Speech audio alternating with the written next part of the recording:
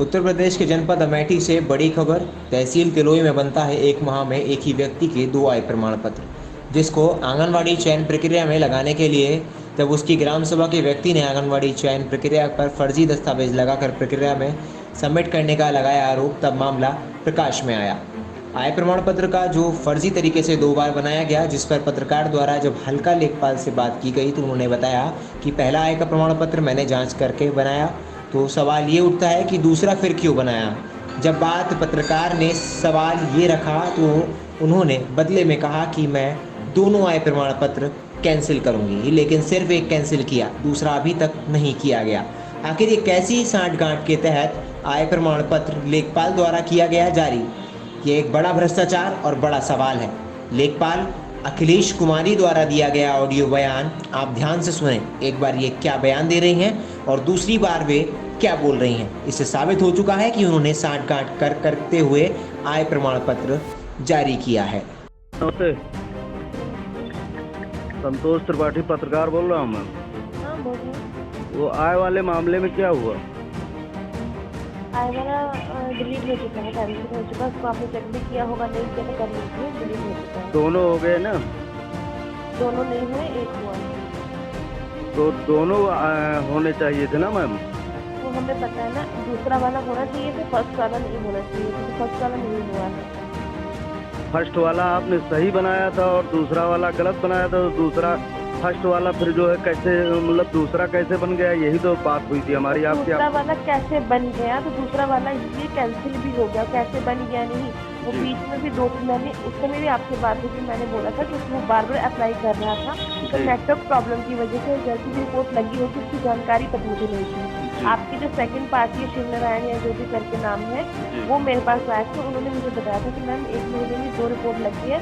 तो मैंने उनके सामने इसको कंप्यूटर पे डाल के जब भी किया था कि ये रिपोर्ट मेरे द्वारा ही लगी है या किसी दूसरे के द्वारा लगी है। तो जब वो रिपोर्ट मेरे द्वारा ही लगी थी सेकंड वाली, तो मैंने उनसे बताया भी कि इसकी जानकारी लेकिन मुझे नहीं है। मुझे इतनी जानकारी है कि बीच में जो 2 आय प्रमाण पत्र उन्होंने बाद में किया था, उसको मेरे द्वारा ये बोल के कि ये लग चुकी है रिपोर्ट, उसको निरस्त कर दिया गया था तुरंत की तुरंत। तो उसके बाद वो सेकंड वाली जो मेरी जानकारी में नहीं थी, उसको हमने कैंसिल करवा दिया है। तो सेकंड वाली जो आपकी जानकारी में नहीं थी, वो किसने लगाया था? मैंने ही लगाया था, मेरे द्वारा ही लगी थी वो, उसको हमने कैंसिल करवा दिया है। तो जब पूरे डॉक्यूमेंट्स पर ऑब्जेक्शन है तो दोनों कैंसिल होने चाहिए मैम। कौन से डॉक्यूमेंट से ऑब्जेक्शन है? जो आय और डॉक्यूमेंट्स लगाए गए हैं उसमें, क्या कहते हैं, आंगनबाड़ी कार्यकर्ती में, वो आंगनवाड़ी में लगाए गए हैं। चयन प्रक्रिया में जो डॉक्यूमेंट्स उनके द्वारा लगवाए गए हैं, वो बाल विकास परियोजना का काम है, वो उन डॉक्यूमेंट का। लेकिन आय तो आपने बनाया है 1 महीने में 2 आय। पहली को आप सही मान नहीं, पहली को आप सही मान रही है, दूसरी को गलत मान रहे। तो पहले अगर सही बनाई थी तो फिर दूसरी आपने क्यों बना दिया? उसको चलिए आपको लेके आइए, उसको हमने मैम एक जानकारी और चाहते थे। विपक्षी द्वारा ये बताया जा रहा है जी कि उसके पूरे डॉक्यूमेंट पर मैंने ऑब्जेक्शन किया है, और जो मैंने खबर भी चलाई थी जी। पूरे डॉक्यूमेंट मतलब जो दस्तावेज उसने आंगनबाड़ी प्रक्रिया में लगाया है, हाँ? उसका आधार कार्ड भी एक तरफा लगा है, दूसरी साइड का नहीं लगा है। दीक्षा पांडे नहीं, सुनिए, तो वो प्रक्रिया जो है उन्होंने अगर नहीं जब नहीं, एक चीज मैं सिर्फ आपसे बात कर रहा हूँ, आप जो है मेरी नहीं, आप नहीं किसी चीज पर, जैसे किसी भी डॉक्यूमेंट्स पर, पूरे दस्तावेज पर, पूरी प्रक्रिया पर ऑब्जेक्शन होता है, तो उसमें जो भी, जैसे आपने आप कह रहे हैं 2 आय बनी, तो 2 आय बनी तो दोनों कैंसिल होनी चाहिए, तीसरी नए तरीके से बननी चाहिए, उसकी जांच करके। तो आपने कहा कि मैंने सिर्फ एक कैंसिल किया। मैं इसका मतलब जानना चाहता हूँ। क्योंकि जो सेकंड वाला है वो तो गलती से लगा है, उसको मैंने निरस्त करवाया है।